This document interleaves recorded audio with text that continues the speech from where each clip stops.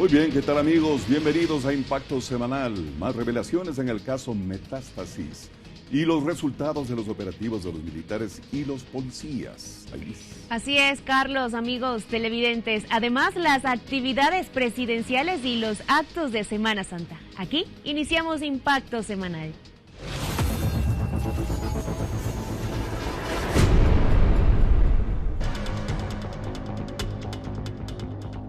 En el caso Metástasis conoceremos más de cerca a Mayra S., la principal testigo del caso, y a los otros testigos protegidos que ya declaran de forma anticipada. Veamos.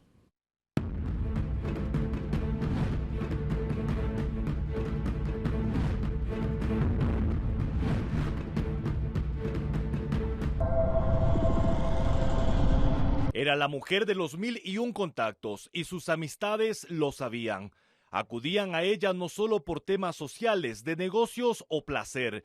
También Mayra Carolina era solicitada por sus amigas para enviar mensajes a quienes se metían con ellas. Por eso coordinó un susto para Luis Alfonso J., cuñado del prófugo de la justicia Javier J. El 3 de diciembre su amiga le escribía para pedirle ayuda. Ñaña, aquí, ¿cómo vas? Perfecto, ya con eso puedo. Ya pido a la policía. Por favor, ayúdame. Quiero buscar a alguien que lo asuste. Ayúdame. Tranquila, yo me encargo. El mismo día, casi en simultáneo, Mayra Carolina le escribía a uno de sus contactos en la policía enviándole nombres y apellidos para que lo ubiquen. Ya te hago ver porque estoy libre. Gracias. Oiga, nombres de padres, hijos, ¿eso no le sale en el sistema? Padres, sí. Quiero todo del tipo. Ahora la pregunta del millón. ¿Tienes a alguien que haga un trabajo? Necesito que le saquen la a ese man. Obviamente, se paga solo pegarle. La gente es puro secuestro y muerte. Nomás ya no quieren esas vueltas, te juro. Necesito a alguien solo para pegarle. Jodida esa vuelta. La gente es mala hoy en día. Tras conseguir a la persona que se encargaría del susto, en menos de 24 horas la mujer de los 1001 contactos tenía todo listo en contra del cuñado de Javier J. El man me dice, solo pegarle. No lo secuestramos. Y le dije que no. Ya esos manes volaron. Solo que le den el mensaje, que no le peguen para no hacer peor esto, pero sí que tenga claro que no lo puede tocar. Luis Alfonso J., la persona a quien mandaron a pegar, fue gerente de una de las empresas que, según denunció en su momento Fernando Villavicencio, era presuntamente usada por Javier J. como intermediaria para obtener contratos en hospitales públicos. Pero ¿quién es Mayra S.? Su nombre no tuvo mayor relevancia, pero una vez conocidos los chats entre ella y Leandro Norero marcó la pauta de quien fue la colaboradora cercana del patrón y con quien incluso aparentemente, según los chats, tenía una relación sentimental. Las conversaciones entre ambos constan como pruebas en las investigaciones que lleva en sus manos la Fiscalía General del Estado, y su trascendencia se elevó al momento que entregó su celular y una libreta, con el cual dio pie a una nueva investigación del caso Metástasis, en su derivación el caso Purga. Ahí, mira, es para el centro, que le quiero entrar, con una donación así, y de ahí meter más cosas. ¿Más cosas como qué? Dígame la plena, porque si mete juguetes me busco otro man que vaya a dejar y a nombre de otra persona. No pongo la fundación, que luego me meten presa y a mí, allá sí me violan. Y no necesariamente usted. Al puro estilo de una narconovela o serie de televisión, Mayra S. trascendía en sus diferentes facetas, entre ser la comunicadora de la Corte Provincial del Guayas y generar nexos con el narcotráfico y otros ilícitos para beneficiar y cambiar fallos judiciales a cambio de favores, dinero u otras coordinaciones que realizaba con sus compinches.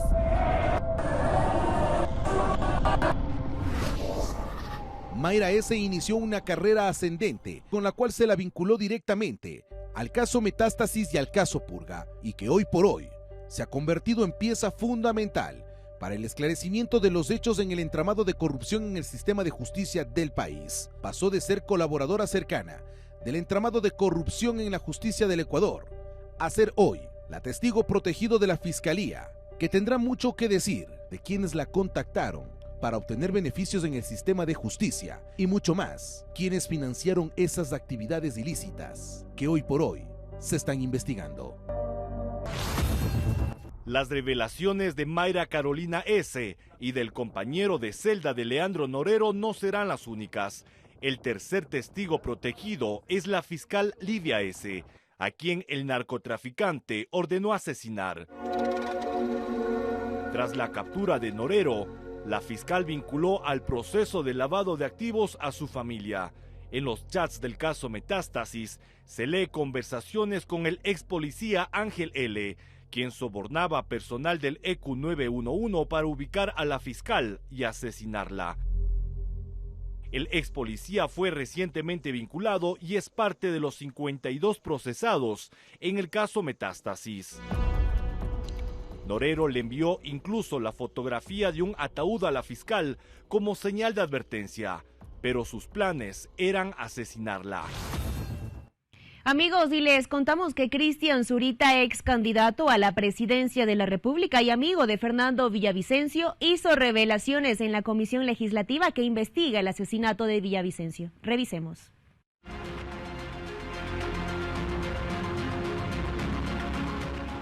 La revelación de Cristian Zurita empezó con una fecha, abril de 2023.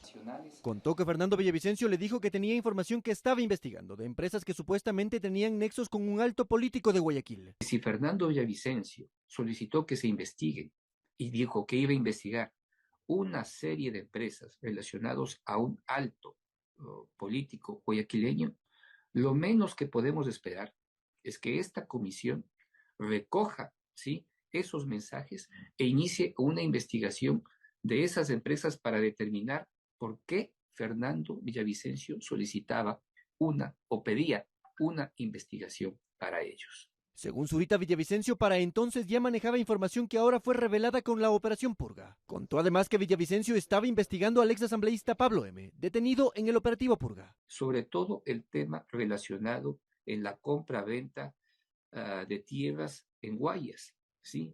Él decide iniciar un proceso de investigación, ¿sí?, sobre la relación que podrían existir entre registradores de la propiedad, sobre la tenencia de las tierras, sobre las decisiones judiciales que conocemos hoy todos a través del caso Purga. Los asambleístas tendrán que elaborar un informe con los datos que han recibido. Este documento podría incluso ser enviado a la Fiscalía General del Estado.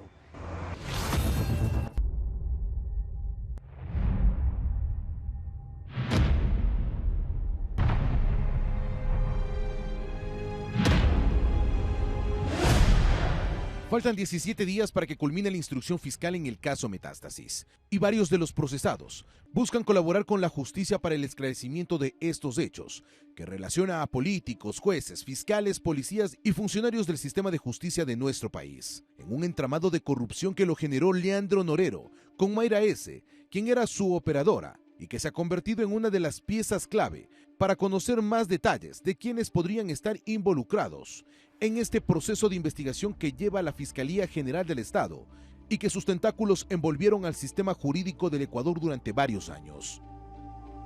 Pero también aparecen otros nombres que buscan colaborar con la justicia, entre ellos 2 miembros de la Policía Nacional, Lenin M. y Gabriel G. Presentaron un escrito a la Fiscalía General del Estado y a la Corte Nacional de Justicia, solicitando acogerse a un procedimiento abreviado. En el caso del Lenin M., era el oficial a cargo del distrito San Borondón, que daba seguridad a la casa que incautaron a Leandro Norero a cambio de sobornos o dádivas a su favor, mientras que para Gabriel G., que era perito informático, estaría involucrado en la modificación de evidencias a favor de Leandro Norero para beneficiarlo a él y a sus seres queridos en los procesos de lavado de activos que se llevaban en su contra. La ley de turismo no recibió observaciones del presidente de la República y fue enviada al registro oficial. Por otro lado, el receso legislativo dejó tareas pendientes. Veamos.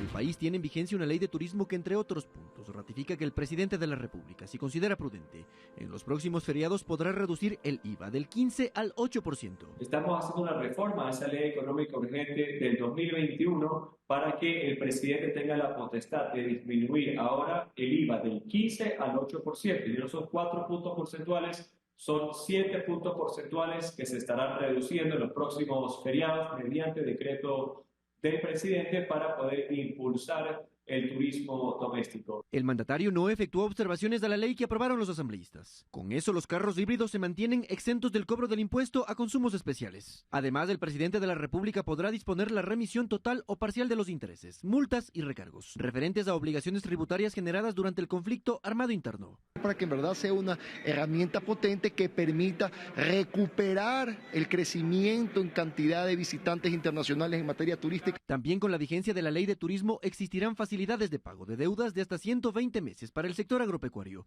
con periodos de gracia de hasta 24 meses. Las inversiones del sector turístico en materia de seguridad tendrán el 50% de deducibilidad para el cálculo del impuesto a la renta. Con la aprobación de esta ley económica urgente de turismo, el Ministerio de Turismo tendrá un presupuesto similar al que tiene Perú, Colombia, República Dominicana, Costa Rica, para poder contarle al mundo lo maravilloso que es nuestro país. El feriado de Semana Santa será el primero que transcurrirá con una ley de turismo en vigencia.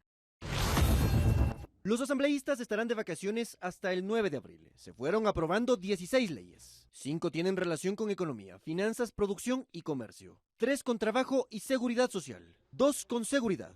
1 sobre relaciones exteriores, defensa y movilidad humana. 1 de medio ambiente. 1 de cultura y educación. 1 de emergencia sanitaria y desastres naturales. 1 sobre funcionamiento estatal, división territorial e instituciones. Y 1 sobre transparencia y anticorrupción. Durante su rendición de cuentas, el presidente de la Asamblea Nacional exaltó el trabajo legislativo. Se ponen en el radar también otros cuerpos legales que fueron trabajados desde cada una de nuestras 15 comisiones especializadas permanentes y 2 ocasionales. Sin embargo, en el Observatorio Legislativo catalogan como normal la gestión del Parlamento. No son leyes oportunas, desafortunadamente, en su gran mayoría, porque la Asamblea Nacional lo que hace es cumplir la tarea pendiente. Eso es lo que ha hecho en los últimos años. De las 16 leyes aprobadas, 13 tuvieron más de 100 votos de respaldo y 3 pasaron con menos apoyo. Roger Selly dice que los legisladores se van de vacaciones dejando aún temas que están pendientes desde hace algunos años. Estamos viendo lo que está pasando en Palo Quemado y no hay una normativa de minería que regule ese tipo de temas. La consulta prelegislativa, la ley de prevención de conflictos de interés y regulación del lobby. Es decir, existen un sinnúmero de normativas que por la carga política no se están poniendo en la agenda y quedarán pendientes, yo creo que en una futura conversación que tengamos, Cristian, porque no hay voluntad para ello. Tampoco cerraron el análisis de las reformas al Código Penal y dejaron sin discusión la resolución de respaldo al trabajo de la Fiscalía. Al volver revisaremos las actividades del presidente Noboa en varias ciudades del país. Además veremos los actos religiosos que se realizan por Semana Santa. Ya regresamos en Impacto Semanal.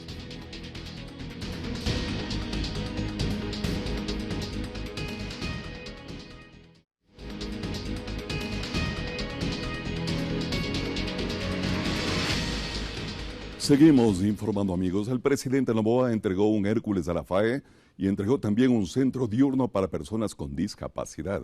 En esos eventos cuestionó a la vieja política que no permitió el desarrollo del país.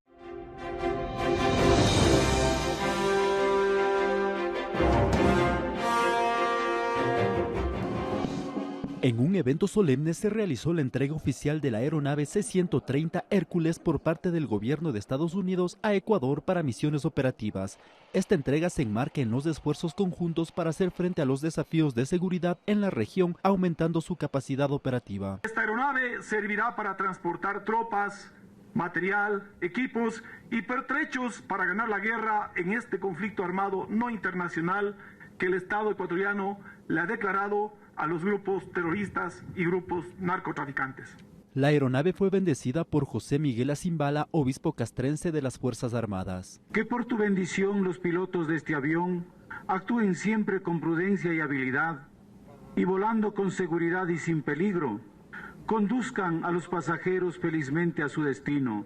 Entre sus características puede transportar cargas de gran tamaño como helicópteros y vehículos blindados de 6 ruedas. De esta manera se fortalece las fuerzas del orden para que puedan realizar sus actividades sin problema y a la brevedad posible ante cualquier amenaza o emergencia. Atender las operaciones de apoyo a otras instituciones del Estado, así como el transporte de ayuda humanitaria. Por su parte, el primer mandatario, Daniel Noboa Sin, agradeció la donación de la aeronave e hizo la entrega formal a la FAE. Este avión C-130 Hércules, que hoy entregamos a la Fuerza Aérea Ecuatoriana para enfrentar el crimen organizado. pero también para que puedan desplegar misiones de ayuda humanitaria en todos los rincones del país. La aeronave será asignada por la Fuerza Aérea Ecuatoriana al ala de transporte número 11, ubicada en la base aérea Cotopaxi. El presidente Noboa recordó algo del pasado. No podemos volver al viejo Ecuador. Ese de los viejos políticos aliados con el narcoterrorismo que se han aprovechado del dolor y las esperanzas de los ecuatorianos para sus retorcidos intereses. Luego volvió al presente y proyectó algo del futuro. Esta guerra recién empieza y para ganarla debemos fortalecer el rol de las Fuerzas Armadas para que continúen trabajando junto a la Policía Nacional en todos los rincones del país. Próximo 21 de abril tenemos una consulta popular en la cual los criminales, los narcoterroristas y la gente que está en contra del progreso busca que se la pierda. Finalizó el tema político, afirmando que el arma de los ecuatorianos para combatir a los delincuentes es el voto. De ahí la importancia del sí.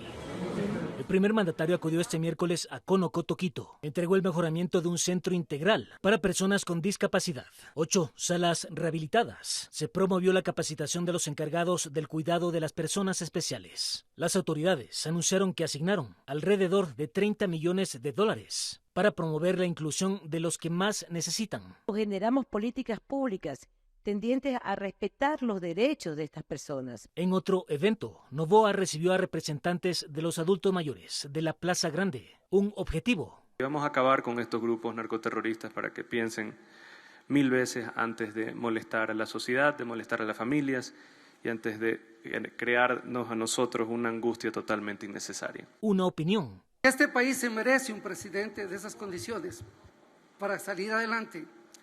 Joven, sano, no confronta directamente, no busca la pelea, ¿no es cierto? Nos ha devuelto una paz y nos está devolviendo la seguridad que tanto necesitamos. Horas más tarde, el presidente acudió a la conmemoración del aniversario 32 del Grupo de Operaciones Especiales de la Policía. Entregó las medallas al valor a 9 miembros del GOE. Noboa cuestionó a los que afirma son tontos útiles de la política. Enfrentamos también a una violencia política cuyas armas son la envidia, el chantaje y la corrupción. Y ni hablar pues la cantidad de insultos y amenazas que recibo yo todos los días, el cual ya se ha vuelto una costumbre, pero aún así los recibo con honor, ya que vienen de tontos útiles, de terroristas, de prófugos y de líderes falsos. Finalizó su discurso cuestionando a los políticos que creen que es tiempo de campaña. Aseguró que no se dan cuenta del riesgo existente. Al acto acudió la fiscal general de la Nación, varios ministros y autoridades policiales. Los operativos conjuntos de la policía y del ejército a nivel nacional permiten la captura de delincuentes peligrosos. Sus acciones buscan recuperar la paz de los ciudadanos.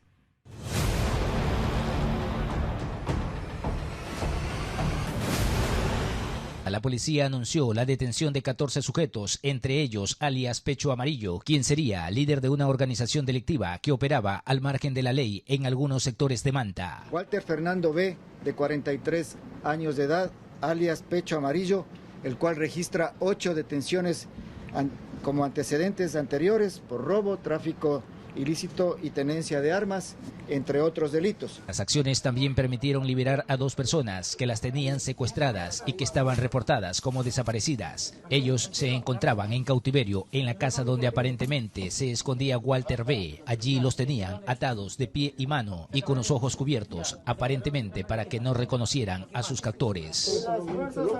Las víctimas fueron identificadas como Manuel A.C. y César M.A., quienes fueron puestos a buen recaudo por el bloque de seguridad de las Fuerzas Armadas y la Policía Nacional. Los antisociales pedían altas sumas de dinero para liberarlos. Un monto aproximado de $40,000 para su liberación.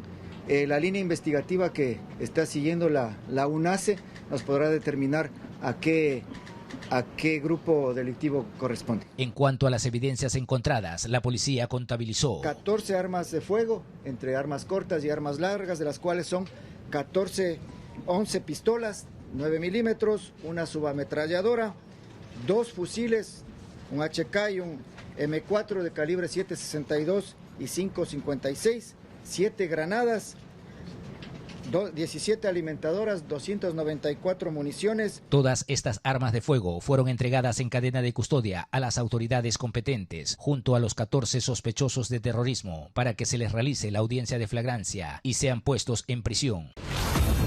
Como parte de la declaratoria de estado de excepción y del posterior anuncio de conflicto armado interno, en enero pasado los militares salieron a complementar el trabajo de la Policía Nacional. 2 meses y medio después, los operativos logrando el objetivo, anular al menos parcialmente a los grupos de delincuencia organizada. Creo que se está actuando con mucha severidad en el control interno, es decir, dentro de las cárceles, buscando, en muchos casos han habido armas escondidas, hay teléfonos celulares escondidos de los cuales se dan órdenes de comisión de delitos hacia afuera. Por su parte, el comandante del Ejército y ex consejero de Seguridad, Paco Moncayo, la permanencia de las Fuerzas Armadas debe de ser sostenida, pues parar ahora podría arruinar todo lo conseguido. Porque ya la Constitución dice que son responsabilidades de las Fuerzas Armadas la defensa de la soberanía y de la integridad nacional. La soberanía está siendo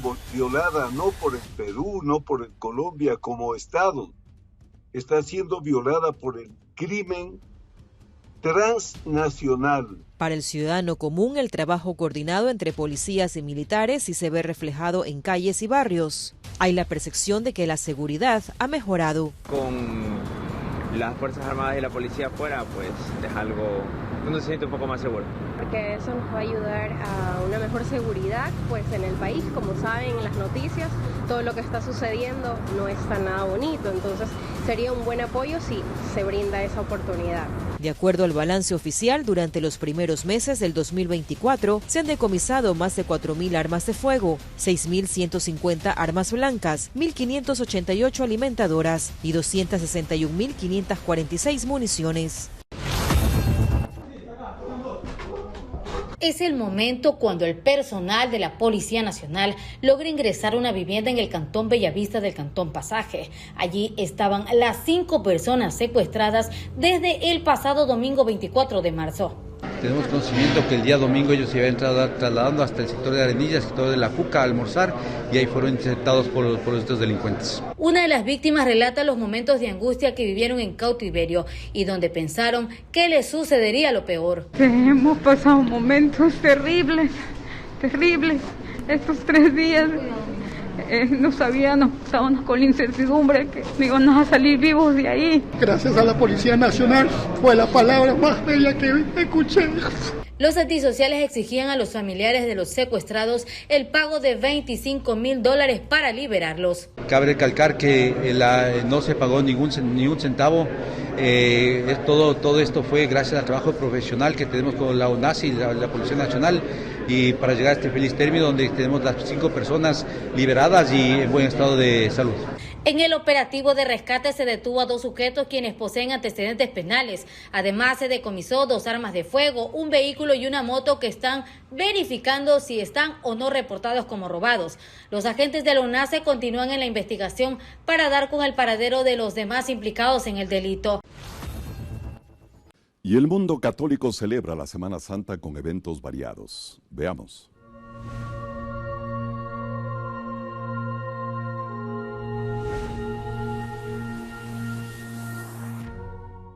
Con mucha devoción, Bélgica Zambrano acudió por la mañana a la catedral para dar gracias al Sagrado Corazón de Jesús por muchos favores recibidos, entre ellos uno muy especial.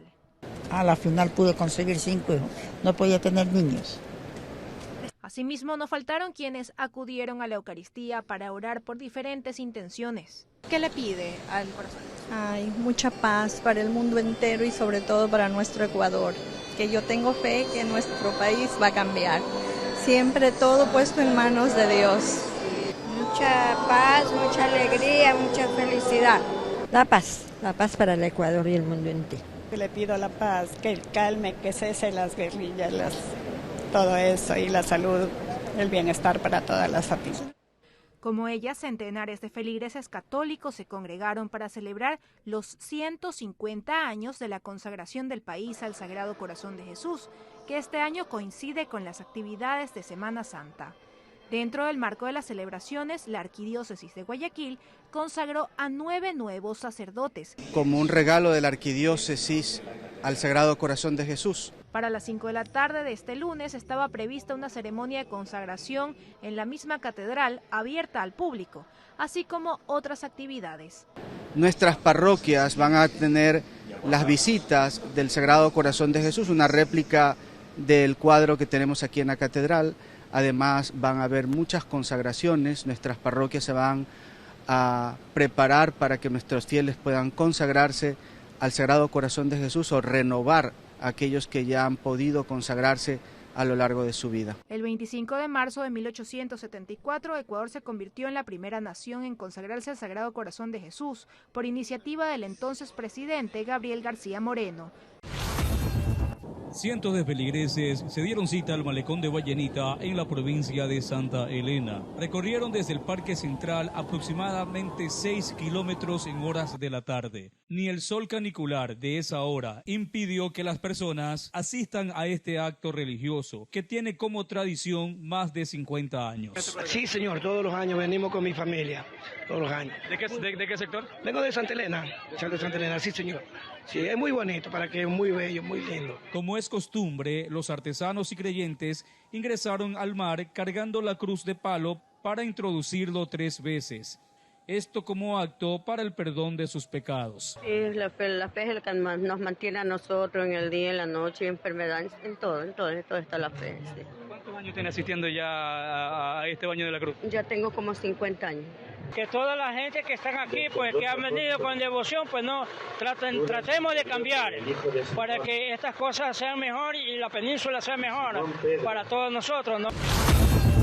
Túnicas y banderas negras son las protagonistas en la ceremonia de arrastre de caudas que se realiza en Quito desde hace 400 años. La Catedral Metropolitana fue el escenario de esta manifestación de la fe católica. Los sacerdotes visten caudas negras, que son capas largas de 2 metros con capucha que simbolizan los pecados del mundo. El arzobispo agita la gran bandera negra con la cruz roja para repartir simbólicamente las bondades de Jesús. Al finalizar el acto litúrgico, el arzobispo golpeó el suelo con el asta de la bandera para que los sacerdotes se levanten sin la capa negra. Esto simboliza el triunfo de Jesucristo sobre los pecados del mundo. Que más conocida también como el arrastre de caudas, pero el nombre propio es la reseña de la Santa Cruz. De la cita participaron autoridades civiles y eclesiásticas. Y ahora tenemos el privilegio de ser la única iglesia en el mundo que realiza el arrastre de caudas. Eso realmente debería ser motivo de honor y de orgullo para nuestra capital. De esta manera se desarrolló una tradición católica quiteña que busca una mayor espiritualidad. Al volver les contaremos del apoyo a la fiscal Diana Salazar. Se trasladó a las calles con posiciones firmes.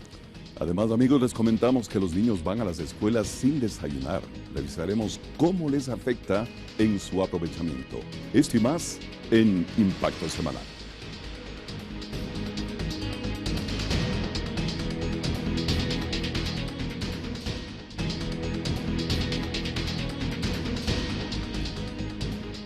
La FAE podría derribar narcoavionetas si se aprueba la Ley de Control de Espacio Aéreo. Además, revisamos en Actualidad Nacional el respaldo a la fiscal Diana Salazar que se evidencia en las calles de la capital.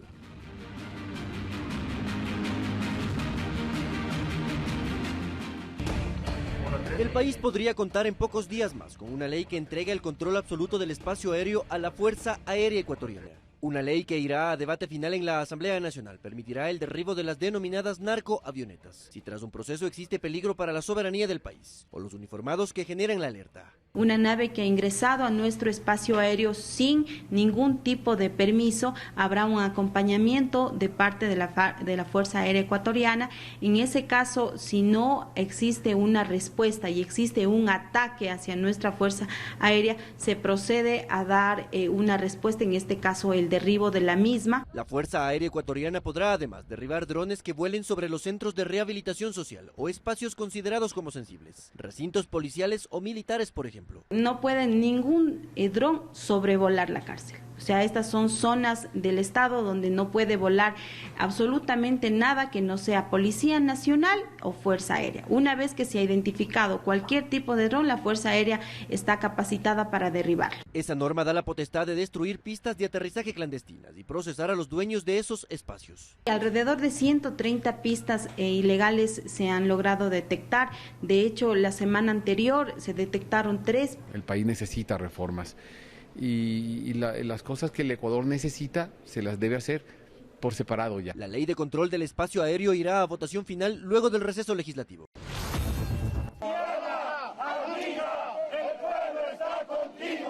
En Quito, los ciudadanos se reúnen una vez por semana para caminar hacia la Fiscalía General del Estado como muestra de apoyo al trabajo de Diana Salazar. Está haciendo buenas cosas, como por ejemplo cogiéndoles a todos los que nos han robado el dinero del país. Para que el Ecuador supiere, porque si no se está cayendo. Y eso tiene que ponerse todo el Ecuador la camiseta. Con pancartas y gritos de respaldo en medio de la lluvia, dicen que están en contra de que en la Asamblea Nacional busquen destituir a la fiscal. Nosotros sabemos que está haciendo la señora fiscal un excelente trabajo y nosotros estamos apoyando a ese trabajo que casi nadie lo ha podido hacer con la valentía que ella se está enfrentando. Sucedió horas después de la reunión que mantuvieron Henry Kronfle, presidente de la Asamblea Nacional, y Diana Salazar. Ella aceptó ir a una sesión del Pleno y entregar información sobre los casos Purga, Metástasis y otros. Ella está de acuerdo con eso y en vez de tener una información en papel, pues que directamente la fiscal en el marco de una comisión general recibirla para que pueda ella darnos los avances en el Pleno de la Asamblea Nacional. Kronfle ratificó durante la ceremonia de cambio de guardia de la escolta legislativa que apoya el trabajo de la Fiscalía. Sin perjuicio de que si la mayoría del Pleno quiere hacer una comisión especial, no tengo ningún problema con eso, pero entiendo que por efectos de eficiencia ya tenemos una comisión de fiscalización y lo puede manejar muy bien la comisión de fiscalización. Diana Salazar estuvo en esa ceremonia pero no habló con la prensa. Su comparecencia será luego del receso legislativo que culmina la segunda semana de abril. Se adelantó la compra de útiles en Guayaquil y conoceremos un estudio que señala que los niños que van a las escuelas acuden sin desayunar. Esto afecta su rendimiento escolar. Veamos.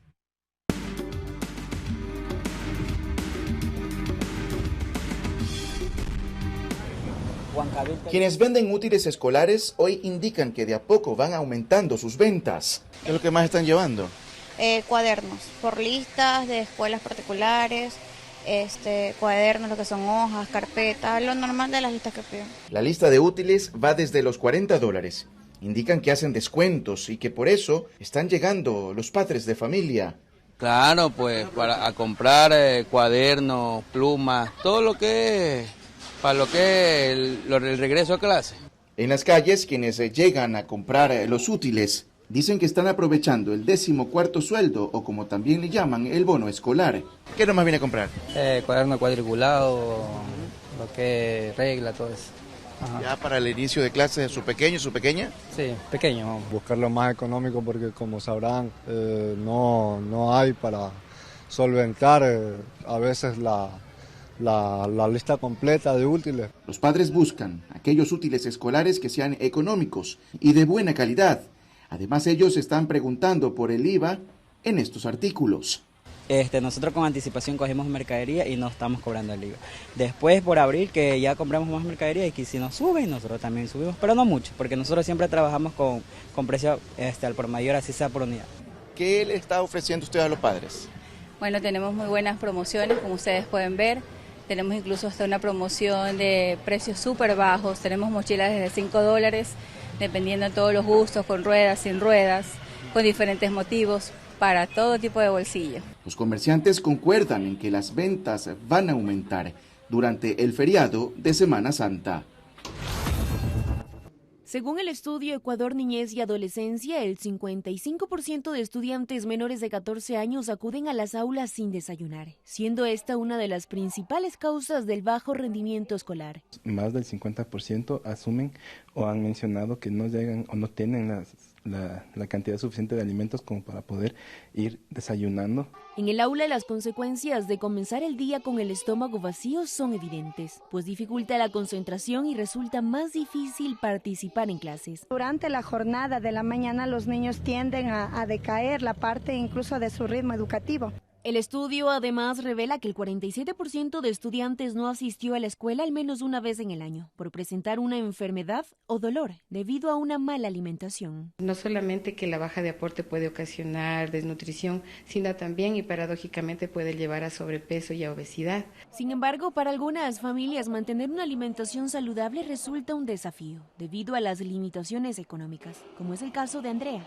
quien dice que en ocasiones su hija debe esperar la colación que entregan en la escuela. A veces como padres no podemos ayudar a dar como digamos una colación y eso es muy bueno, la ayuda que están dando ahí, la lechecita y la galletita.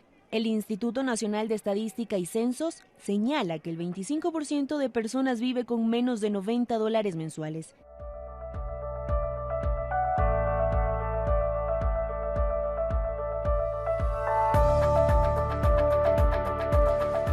La ley para enfrentar el conflicto armado interno establece que el IVA se incrementa al 13% en forma permanente y que es facultad del presidente subir hasta el 15% luego de un informe que lo justifique elaborado por el ministro de Economía.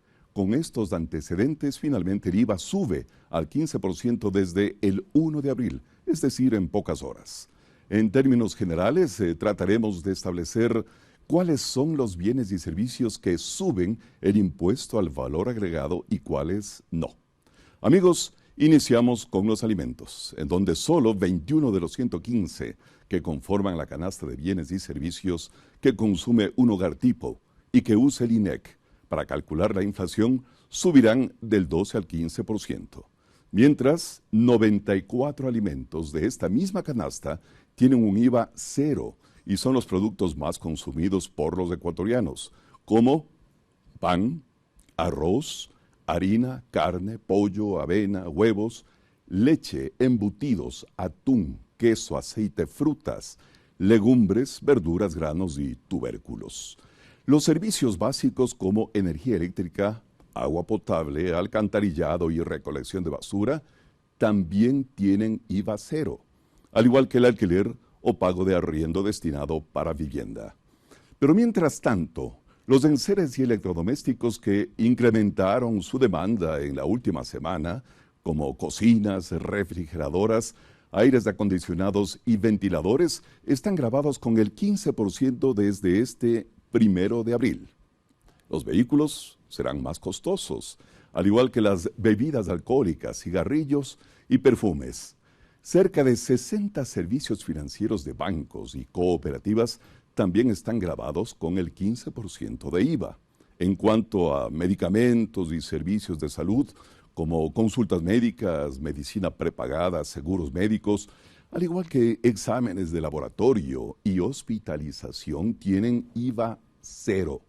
Las pensiones para la educación básica inicial, bachillerato, educación universitaria, pregrado y posgrado y servicio de guarderías también tienen IVA cero. Finalmente, amigos, recordemos que en la ley para enfrentar el conflicto armado también se contempla la reducción del IVA al 5% en materiales de construcción. Desde este 1 de abril, el IVA sube del 12 al 15%. Solo en el año 2024, el gobierno espera recaudar unos $1.000 millones por concepto del IVA al 15%. El tiempo de su vigencia es prerrogativa del presidente de la República, mientras se monitorea el crecimiento de la economía del país. Mientras tanto, durante este feriado de Semana Santa, se aplica un IVA del 8% en actividades turísticas. El ministro de Economía ha manifestado que la recaudación de impuestos sumada a otras medidas económicas urgentes buscan mantener un balance entre la generación de oportunidades, atracción de inversión extranjera y generación de empleo para cubrir los problemas de la caja fiscal y sostener la seguridad. Ese es el gran desafío de estos tiempos.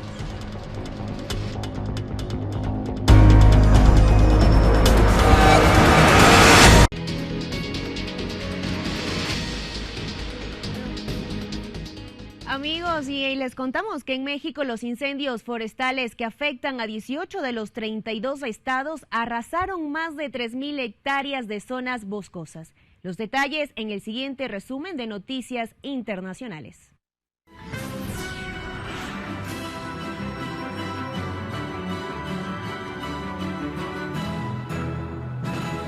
La residencia del embajador de Argentina en Caracas acogió a 6 activistas opositores venezolanos que pidieron refugio en esa sede diplomática ante actos de hostigamiento y persecución, según informó la oficina de la presidencia argentina, sin revelar sus identidades, aunque de acuerdo con reportes periodísticos, los políticos que pidieron protección están vinculados con la líder opositora María Corina Machado. En México, los incendios forestales que afectan a 18 de los 32 estados del país han arrasado más de 3.000 hectáreas de zonas boscosas, según un reporte de las autoridades. Una de las situaciones más complejas se presenta en el estado de Veracruz, donde hay casi un centenar de focos activos.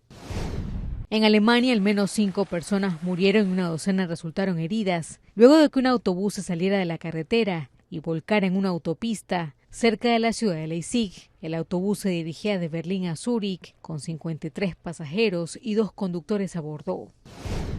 El ejército de Israel confirmó que eliminó al número 2 del brazo armado del movimiento islamista palestino Hamas, Marwan Issa, en un bombardeo de Gaza, mientras el gobierno del grupo terrorista denunció una decena de muertos por un bombardeo israelí a un campo de refugiados.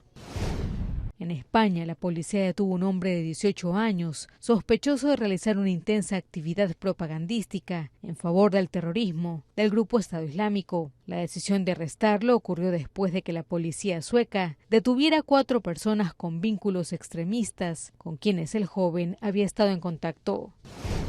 1 de cada 6 niños de entre 11 y 15 años afirman haber sido acosados en Internet en 2022, una cifra que ve en aumento, de acuerdo a un estudio sobre 44 países realizado por la Organización Mundial de la Salud y publicado este miércoles. El informe pide regular las redes sociales para limitar la exposición al acoso cibernético. Esta semana se conoció que incrementaron los casos de gastroenteritis debido a comida callejera que contiene heces, moho y salmonela. Y de otro lado incrementaron los casos de dengue. Veamos, estas son las imágenes.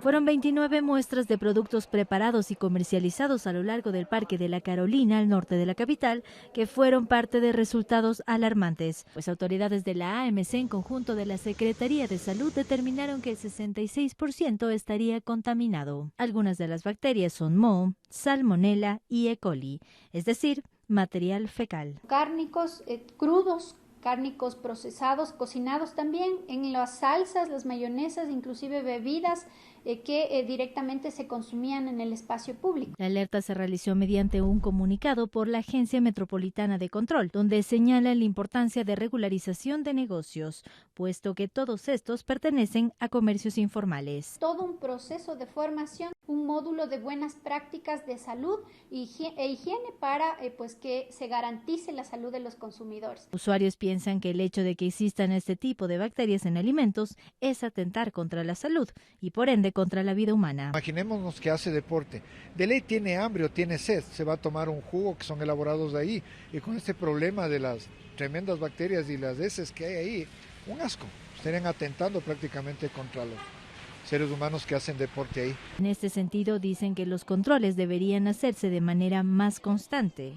Full contaminación de todo tipo, venden tabacos, comida, todo eso. Pero ¿cuáles serían las consecuencias de consumir estos productos? Según el epidemiólogo Freddy Trujillo, entre las causas es la falta de higiene durante la preparación, manipulación y almacenamiento de los alimentos, y su consumo podrían causar desde una infección abdominal hasta una gastroenteritis bacteriana. Con fiebre, se comienza a sentirse súper mal y de ahí comienza la náusea, vómito y enseguida vienen los despeños diarreicos. El estudio se inició por una denuncia ciudadana a comienzos de este año, donde se habría reportado venta de carne de paloma en Chaulafán dentro de este sector. Sin embargo, la AMC dice que esta verificación está en proceso. Son más de 13.000 los casos de dengue que se registran en todo el Ecuador. y en muchos sitios donde se han hecho las limpiezas sigue predominando la existencia de envases con agua. Washington Ladines, coordinador del Ministerio de Salud Pública en la zona 8, nos dijo que el inconveniente persiste. ¿Cómo hacemos prevención? Eliminando todo sitio donde queda agua acumulada, tarrinas, llantas viejas, botellas, tapas de cola, y la gente que usa a veces sus tanques para uso diario, pues tiene que recibir el tratamiento respectivo de abatización con la intención de que no sea un criadero de mosquitos. Y como el problema de la limpieza por momentos parece cultural, el inconveniente se transforma en cifras. Por ejemplo, la provincia de Manabí registra 2.003 casos. En Santo Domingo de los Áchilas existen 1.929 personas enfermas. La provincia de Los Ríos tiene 1.904 casos de dengue y El Oro ya cuenta 1.352 personas con la enfermedad. En la provincia del Guayas existe el registro de 1.198 casos. Cuando hablamos de la zona 8, la DINES se pronunció sobre las cifras que hay en Guayaquil, Durán y San Borondón. Hemos hecho un corte a la semana 11, que está el 19 de marzo, de cuántos casos hemos tenido. Pues aproximadamente hemos tenido aquí en la zona 8, que comprende Durán, San Borondón y Guayaquil, pues 645 casos, ¿no? Recomiendan no automedicarse porque el paciente puede complicar su estado de salud. Y de esos hay varios casos. Un dengue grave es aquel que se complica, que ya cursa con baja de plaquetas, con baja de leucocitos, inmunosuprimido, se agregan otras cosas más, pero lo grave es cuando el paciente comienza a sangrar. Le sangran las encías, salen moretones en el cuerpo. La DINES manifestó que son más de 470.000 depósitos de agua los que se han destruido para evitar la propagación del dengue. En la comunidad revisamos varios temas. Algunos parques están descuidados en Quito. Y en Guayaquil, determinados espacios públicos necesitan iluminarias por seguridad.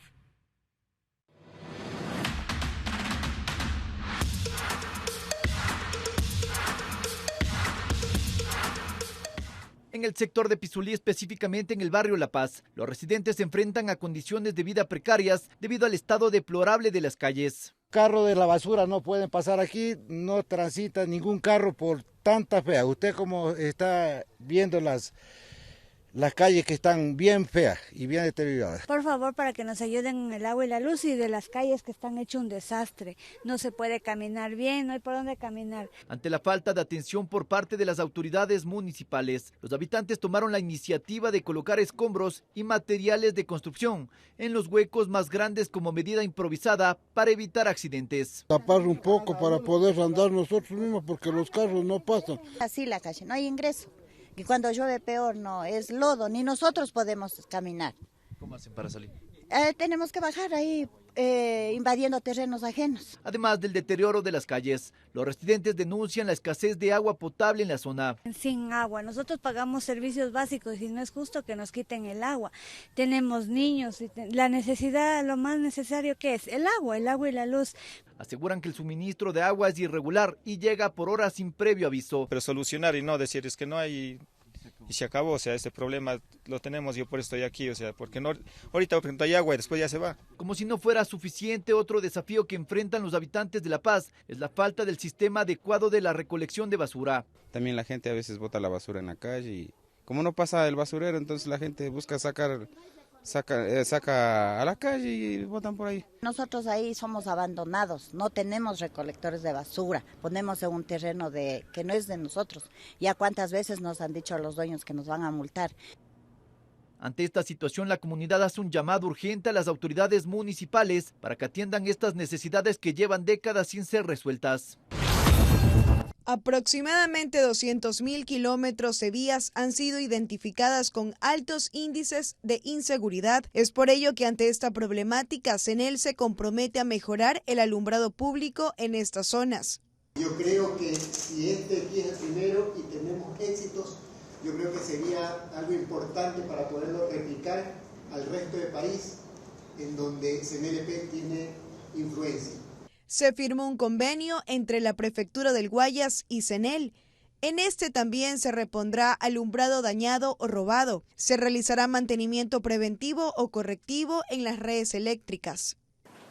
La oscuridad facilita el accionar de los criminales muchas veces, creando un ambiente propicio para el robo, para el asalto, para la huida y por supuesto para otras actividades de índole delictiva. Este es el primer convenio a nivel nacional que también pretende potenciar el desarrollo económico a través de la optimización de la iluminación, promoviendo asistencia mutua entre ambas entidades. La duración de este proyecto será de 4 años, con la posibilidad de prolongarse. Amigos, y como todos los sábados, les esperamos la siguiente semana con temas que impactan a nivel local e internacional. Hasta pronto. Gracias, amigos. Esto fue Impacto Semanal. Estamos con ustedes los sábados a las 13:20 horas.